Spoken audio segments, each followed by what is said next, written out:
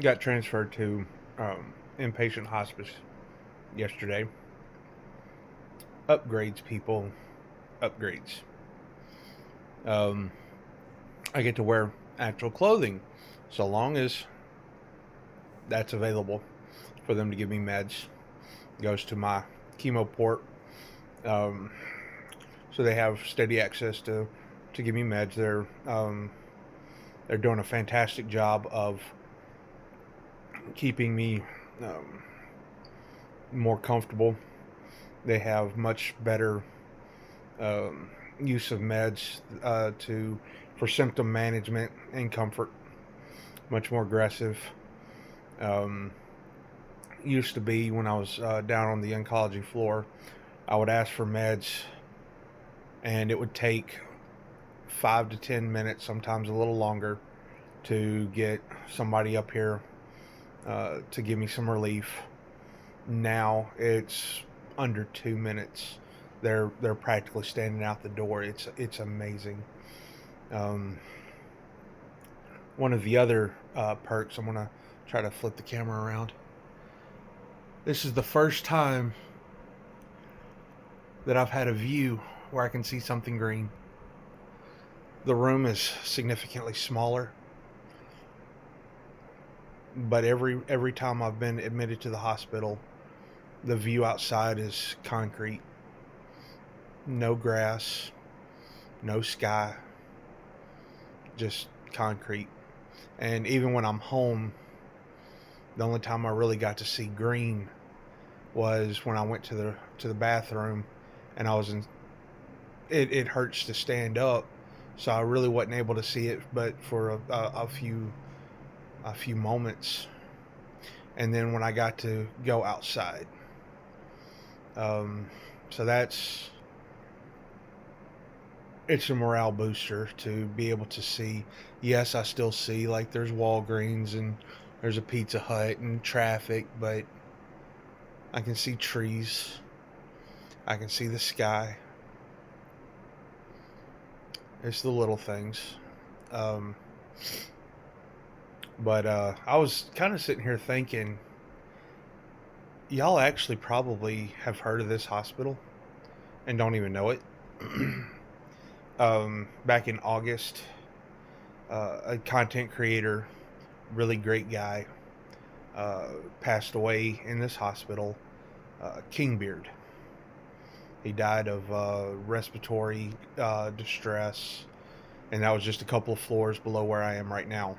In fact, one of my new friends, that my wife has been friends with since second grade, I think he was on the floor that she worked. I don't know if she took care of him or not. I don't know if she would even know who I'm talking about, but kind of cool. We've also had some other youth pastor Ryan has talked about this hospital. I don't remember exactly when it started. I know it was in the early 2000s. There was a guy, not all there, worked as a janitor here in the hospital, and he was working in a room that was full of refrigerators and metal tables with sinks. And he was one of those type of people that everything, and I mean everything, is a conspiracy. Um,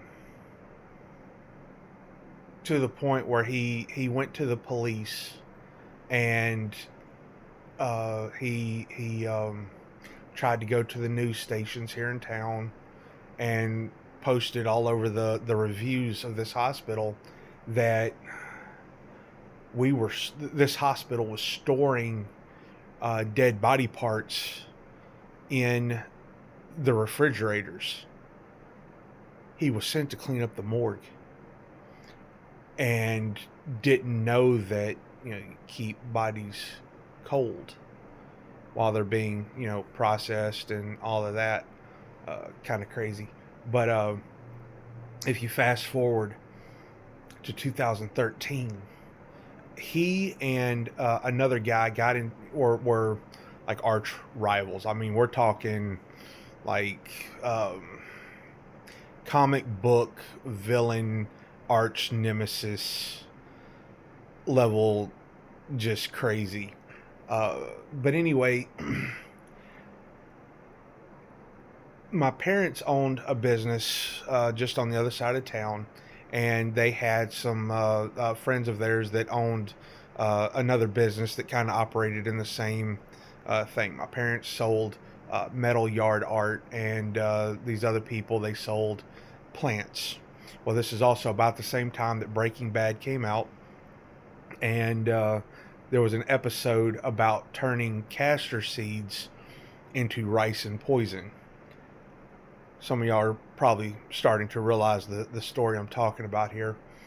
And at the same time, there was President Obama, and I think there were some judges, things like that, were getting letters with a white powder on it. And it was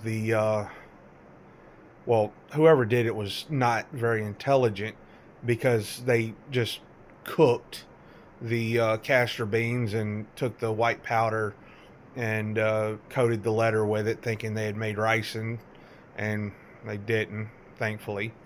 But at any rate, that also happened here. The guy that the tie-in to this hospital is the janitor that thought that there was an underground dead body ring conspiracy in this hospital. He was framed for those letters being sent out. And I remember, I distinctly remember, there was one day I was at home, went outside to walk the dogs, and at the end of our street, it was all cordoned off. There was more. I'd never seen that many. I didn't know we had that many police in this town. There was police, FBI. I think there might have been Homeland Security, all kinds of stuff like that. And as soon as I stuck my head outside to walk the dogs, they're like, "Get back inside right now." Turns out they were arresting the guy that they thought, the guy that had been framed. He lived just down the street from me. The guy that actually did the really poor job of making ricin lived a few miles down the road in the next town over, not too far from where my brother lived at the time. And what's crazy about that one is that he ran a karate dojo, studio, something, one of those fly-by-night, one of those things that you enroll your very young children in. It's not for actual learning how to do karate or anything, but I can't remember if my nieces were enrolled in his classes or if they were just simply thinking about enrolling them in his classes. But that all happened right there at the same time, and they're kind of sitting there going, we kind of thought there was something a little off about him, but you just never know. So I just thought it would be a little interesting, drop a little lore about the hospital that I'm at, and the fact that chances are, if you know Kingbeard, you've heard of this hospital, and if you follow Youth Pastor Ryan, chances are you've seen his video where he talks about this hospital in particular. So I thought that was kind of cool, and y'all would appreciate that. I'll try to give y'all some updates a little later on. Getting really tired real easy. So y'all have a good time. I'll see y'all in the next video.